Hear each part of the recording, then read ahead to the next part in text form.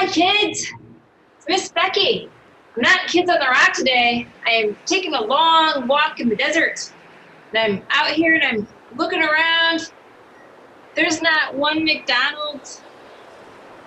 I'm thirsty. There isn't even like a 7-Eleven so that I can get a Slurpee. I thought there would at least be a few restaurants in the desert.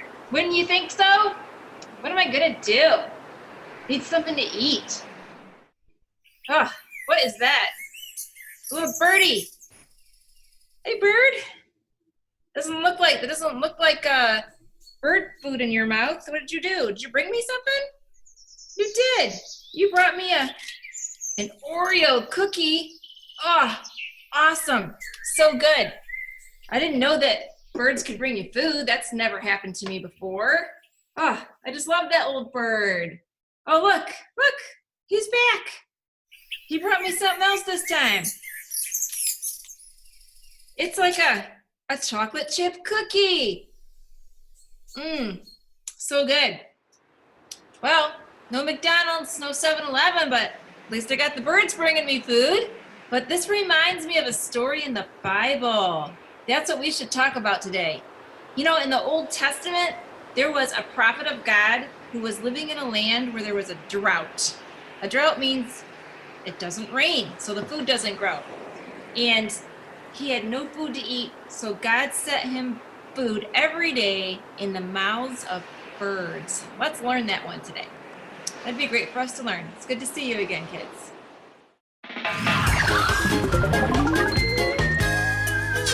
Hi, families. I'm Katie, and I am so happy to have church with you right now. I've got a question for you. What would you do if a bird brought you a sandwich? Would you eat it? Would you say thank you to the bird? What would you do? It would be really weird, right? Thanks for sharing your ideas. Let's learn our point. Every day, I can trust Jesus. Let's say it together on 3. 1, 2, 3. Every day, I can trust Jesus. Great. Now it's time for our everyday song that talks about that. Stand up so you can sing and dance along.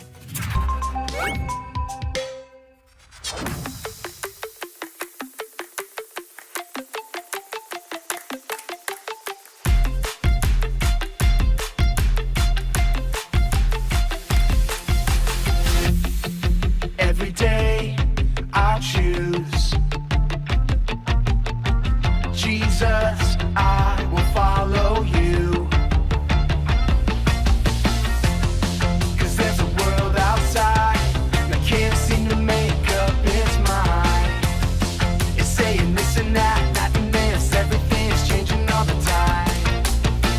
You are the life, the truth, the way. So I'll say, hey, every day I'll choose Jesus, I will follow you. Let everything I do honor you every day.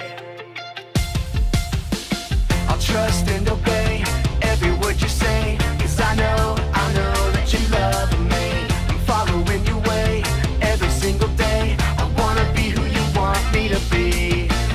You are the life, the truth, the way. So I'll say, hey, every day I'll choose Jesus, I will follow you. Let everything I do honor you every day. Every day I'll choose Jesus, I will follow you. Let everything I do honor you every day.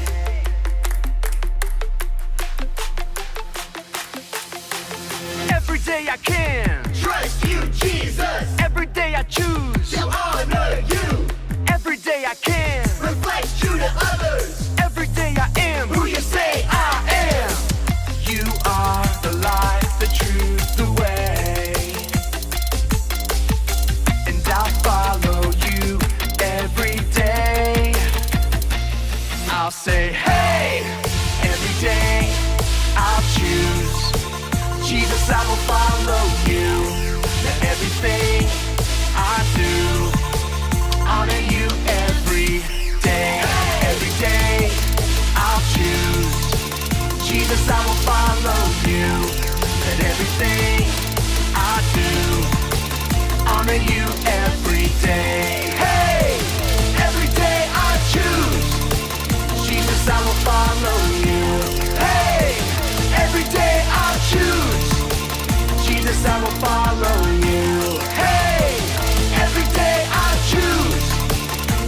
Jesus, I will follow you. Hey, every day I'll choose. Jesus, I will follow you. Hey everyone, my name is Brittany and we're so excited you're joining us today. Today we're talking about the story of Elijah being fed by ravens. Elijah, much like everyone else in the land, was running short on food because of the drought. But he didn't worry about it because he trusted that God would take care of him. Today we're going to be talking all about how we should do the same thing. And that's why we're saying every day I can trust Jesus. We're going to start things off by singing a song together. So go ahead and stand up and sing this out with us as loud as you can.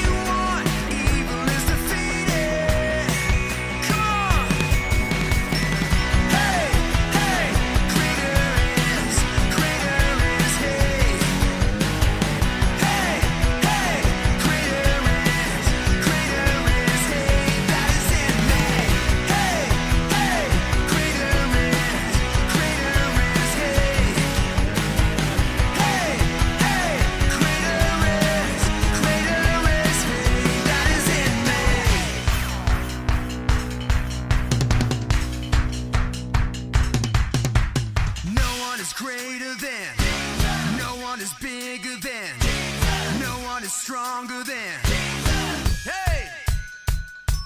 No one is greater than, no one is bigger than, no one is stronger than. Come on! No one is greater than, no one is bigger than, no one is stronger than. No one is greater than, no one is bigger than, no one is stronger than Jesus.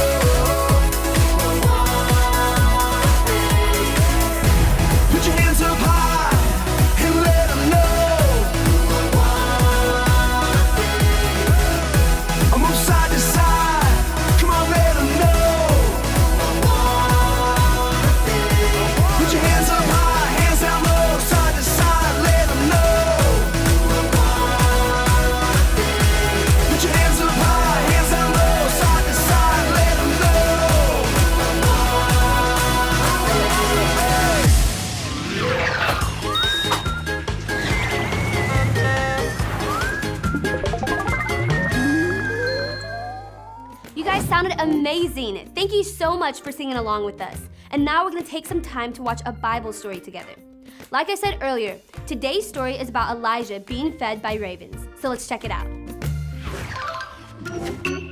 Israel was under the reign of a wicked king named Ahab. He and his wife Jezebel did not follow the one true God.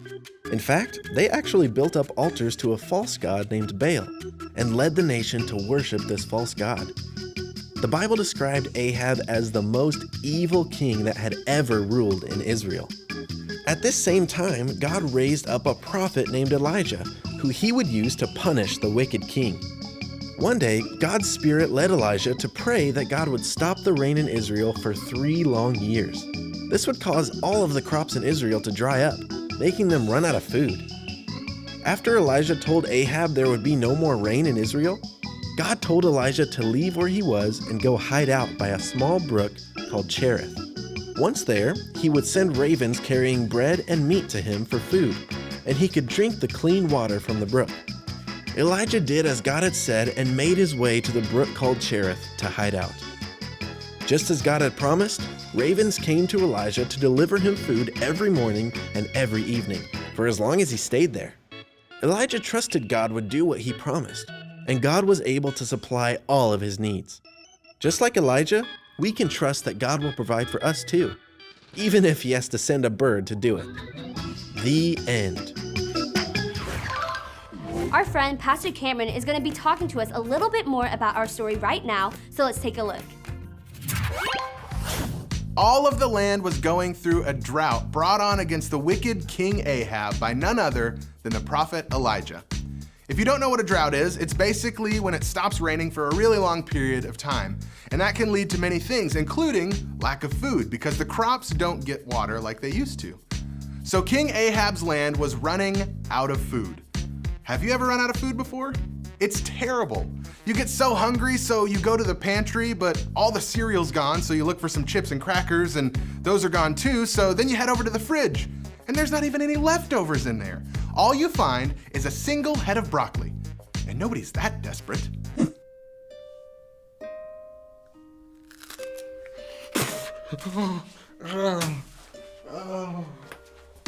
But what if, after all that, you walk outside, and off in the distance you see a bird flying in, and it flies all the way up to you and drops food right into your lap. Whoa! Oh, hey little guy. Hey, is that a cashew for me? Give it here. Thanks. Single cashew.